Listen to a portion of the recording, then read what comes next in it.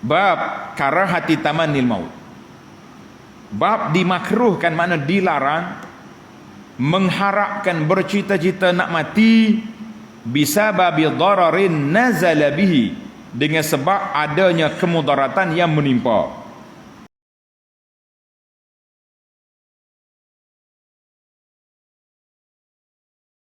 Contohnya kita kata orang ni sakit sangat, sakit, ya Rabbi matilah kau, tak tahan ni, itu tak boleh. Ataupun terfitnah, kita orang duduk dia diam, tiba-tiba polis mari cekup dia, awak, kami telah terima 5 report polis, kamu telah buat benda-benda tak baik, mencabur ke apa benda ke. Oh, dia pun ya Rabbi mati, malu kau kampung saja sini. La, itu tidak dibenarkan. Maknanya wala ba'sa bihi li khaufil fitnati fid din, tetapi tidak mengapa kita berdoa minta mati jika kerana takut terjadi fitnah huru-hara dalam agama kita. Macam anak-anak orang perempuan yang ditawan oleh penjahat-penjahat. Tak kira lah, baru ni kita tengok dalam berita di Rohingya, dibuat oleh puak-puak penjahat Syiah Rafidah di Syam, ataupun puak komunis yang dibuat kepada anak orang Islam. Apa dia tak buat? Nah, dia ambil budak-budak perempuan ni, rogo depan mak ayah, ambil bini, jahat.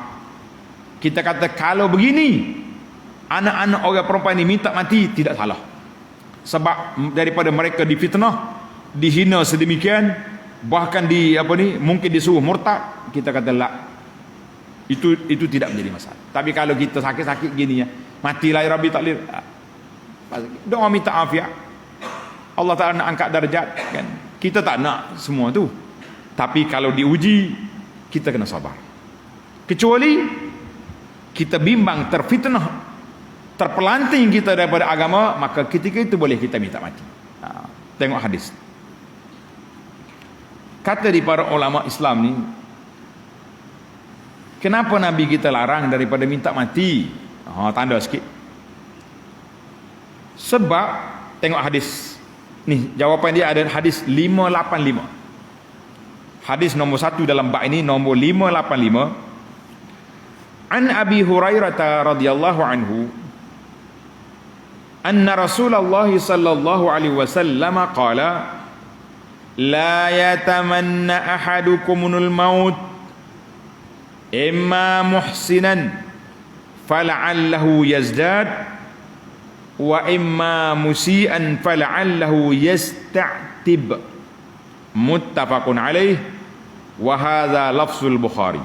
Ini sebab dia, tanda tepi itu kenapa kita dilarang daripada minta mati. Kenapa?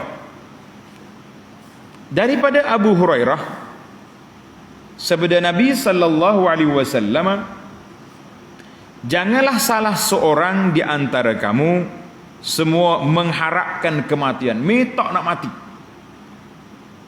Sebab apa? Tuan-tuan kena tanda, sebabnya bila kita mati tak ada dalam amalan kita. Dalam hadis Nabi kata iza matal insan inqata amaluhu, bila mau mati tak adalah peluang nak tambah amalan. Nabi kata di sini, sebab jika dia orang baik, barangkali dia dapat menambahkan kebaikan. Kalau kita orang baik, hari-hari kita boleh tambah 1 juzuk Quran, alhamdulillah. Derma, setiap hari kita derma RM100, contohnya RM50, berapa ikutlah. 5 orang miskin kita bagi makan. Maknanya solat 5 waktu tak tinggal, berjamaah, rawatib, duha, witir. Allah, kam ada solat jenazah kita ikut sampai kubur, berapa banyak kita punya pahala yang kita boleh raih setiap hari. Allah. Kalau sebaliknya pula, kalau sebaliknya macam mana pula? Wa imma musian, dan jika sebaliknya dia ni orang tak baik, orang jahat, fala'allahu yasta'tibu, boleh jadi dia dapat berpeluang untuk bertaubat. Kalau matilah ni saja mengakulah, tapi mungkin jadi dia sebab dia sempat lagi bertaubat, beristighfar, menyesali dosa-dosa yang lalu. Kita kata alhamdulillah, hadis ini muttafaqun alaih wa hadza lafzul Bukhari wa fi riwayatin li Muslimin an Abi Hurairah la yatamanna ahadukumul maut wa la yad'u bihi min qabli an ya'tihu innahu idza mata inqata 'amaluhu wa innahu la yazidul mu'min umruhu illa khaira. Masya-Allah. Ini sebab. Tengok terjemahan. Janganlah seorang di antara kamu mengharapkan kematian, minta nak mati, jangan. Dan jangan pula meminta mati sebelum tiba waktunya. Belum sampai ajar tak akan mati kita. Sesungguhnya jika seorang itu mati, maka amalannya akan terputus. Kecuali hak hidup tu. Sedekah, anak-anak soleh kan, ilmu. Dan tidaklah umur seorang mukmin bertambah melainkan menjadi kebaikan baginya. Hadis ini dalam Muslim, riwayat Muslim. Kata dalam hadis lain, orang tanya Nabi SAW, ya Rasulullah, siapakah manusia yang baik? Nabi kata apa? Tanda tuan-tuan, Nabi kita kata, man tala umuruhu wa hasuna amaluh. Orang yang panjang umur, amalan dia baik, orang itu orang baik. Sebab lagi lama dia panjang umur, lagilah dia punya pahala bertambah. Kita kata alhamdulillah. Wa an Anasin radhiyallahu anhu qala Rasulullah sallallahu alaihi wasallam, la yatamannayanna ahadukumul maut li dhurrin asabahu fa in kana la budda fa'ilan falyaqul. Tengok terjemahan. Janganlah salah seorang daripada kamu semua berangan-angan minta nak mati kerana musibah menimpa dia. Tadi kita sebut awal tadi, ada musibah mari, nak mati, tak mau hidup, malu kan, tak mau susah. Kalau aku hidup pun menyusahkan orang, nak kata apa? Baik aku mati ya Rabbi. Tak boleh. Kalau memang hal itu harus dilakukan, kalau dia nak minta mati juga, Nabi SAW bagi tahu ini boleh, cara ni boleh. Tengok, kata belakang, kita minta mati sekali. Kau takut? Jangan anak kecil lagi. Kita bukan minta mati sekarang, kita minta mati bila nak mati. Kata, Allahumma ahyini ma kanatil hayatu khairan li wa tawaffani idza kanatil wafatu khairan li. Macam ni boleh. Ya Allah, hidupkanlah aku jika hidup ni menambahkan kebaikan pada aku. Aku nak hidup lagi, panjang umur, sehat, boleh beribadat, boleh berkhidmat, bagus. Dan matikanlah aku jika mati itu baik bagiku. Mana kalau mu tahu aku ni kalau hidup sekarang ni baik, lepas ni jadi bertukar jadi tak baik, jadi ahli maksiat, mati sebelum hari maksiat. Itu boleh. Itu dibenarkan. Sebab apa dibenarkan? Sebab kita nak minta selamatkan diri kita, agama kita daripada terjebak dengan mungkar, maksiat dan lebih lagi pada syirik dan sebagainya. Maka kita boleh minta mati. Jadi ataupun dalam doa yang diajar, dalam doa, wa idza aradta bi ibadika fitnatan faqbidni ilaika ghaira maftunin. Kita boleh minta, wa idza aradta bi ibadika fitnatan. Tengok dia punya hadis, ini bacaan, faqbidni ilaika ghaira maftunin. Faqbidni ilaika ghair maftunin. Jadi mana kita minta Allah Ta'ala matikan kita sebelum terjebak dengan apa? Dengan fitnah. Itu dikata dibenarkan kita berdoa sedemikian sebab kalau dia kena fitnah, tak tahu lagi. Na'udzubillah, mungkin orang ini murtad, mungkin banyak benda. Jadi kita minta Allah Ta'ala ambil nyawa kita sebelum kita terfitnah dalam agama kita. Itu dibenarkan. Alhamdulillah. Jadi para jemaah sekalian, kalau setakat suka-suka nak minta mati tak boleh. Biar ada sebab yang dibenarkan oleh syarak, maka itu boleh. Baik, kita pergi kepada hadis yang terakhir dalam bab kita ini. Hadis 587. Wa an Qais bin Abi Hazim qala dakhalna ala Khabbab bin al-Arat na'uduhu wa qad iktawa sab'a kayatin faqal inna ashabana alladhina salafu madaw walam tanqushum ad-dunya wa inna asabna ma la najidu lahu mawdi'an illa at-turab walaula anna an-nabiyya sallallahu alaihi wasallam nahana an nad'ua bil mauti la da'awtu bihi thumma atainahu marratan ukhra wa huwa yabni ha'itan lah faqala innal muslima la yu'jaru fi kulli shay'in yunfiquhu illa fi shay'in yaj'aluhu fi hadha at-turab muttafaqun alaih wa hadha lafzu riwayatil Bukhari. Maksud dianya daripada Qais bin Abu Hazim, dia berkata, aku pernah menjenguk Khabbab ibnul Arat. Khabbab ni sahabat, di antara sahabat yang awal, yang awal Islam, kena seksa dia kuat.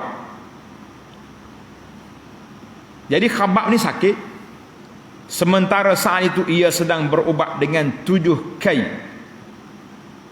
Kai ini mengubati dengan menempelkan besi panas pada bahagian tubuh yang sakit. Ada ni pasal jenis orang berubat dengan api. Dia ambil besi panas, dia letak di tempat sakit. Itu dia panggil kai. Al-kai. Nabi kata, dalam hadis kata al-akhirul ilaj al-kai. Ubat terakhir dah guna besi panas ni. Sebab dalam hadis 70 masuk 1000 masuk syurga tu, la yarquna wa la yastarqun, ada riwayat kata wala yaktawun, dia tak main berubat dengan api ni. Kita hari ni ada kata ada berubat dengan api? Ada banyak. Kita duk tengok sistem perubatan tu. Anak cerita dari dulu sekali, waktu anak pergi ke China tu, kaki kita bengkak kaki, dia ubat dengan api. Pak kita ni pun ada ni, kita pergi, dia suluh dengan api ni, macam terapi tu kan, main api letak panah-panah. Wallahu alam macam mana, adakah itu hak ni masuk dalam hadis api ni? Tidak. Wallah, yang penting Khabbab ni pernah berubat 7 kali dah kena kai, kena buat dengan besi panah. Lalu dia berkata, Khabbab kata, sesungguhnya para sahabat kami yang telah mendahului kami, mereka telah pergi sementara mereka tidak mendapatkan bahagian sedikit pun dari kehadapan dunia. Allahu Akbar. Khabbab ni sahabat yang masuk Islam awal. Dialah pergi jumpa Nabi SAW dekat Kaabah, ya Rasulullah, ala tastansir lana, ala tad'ullah lana, doalah ya Rasulullah, minta Allah Ta'ala selamat. Berat kita ni kena tak tapa ke Abu Jahal, kena macam-macam dah ni kan. Nabi kita marah. Nabi kata, mu ni gapoh nak cepat, orang zaman dulu kena gaji atas kepala, macam-macam cerita. Maka Khabbab ni sedih, dia kata, berapa ramai sahabat-sahabat kita seperjuangan, mereka kena seksa, kena azab, kena rampah harta benda, sampai ke Madinah tak ada rasa kemenangan. Kan ramai sahabat juga, ada yang mati dalam peperangan Badar, ada yang mati dalam peperangan Uhud. Mus'ab bin Umair, anak orang pembesar Mekah, tak dapat merasai kesenangan dalam Islam, mati, nak ke bumi jasad dia, tak cukup kain kafan, tudung kepala nampak kaki, kaki dia ditutup dengan rumput radhiyallahu anhu. Jadi Khabbab kata, ramai di kalangan sahabat-sahabat aku tak dapat rasa kemenangan, mereka mati awal. Apa dia kata?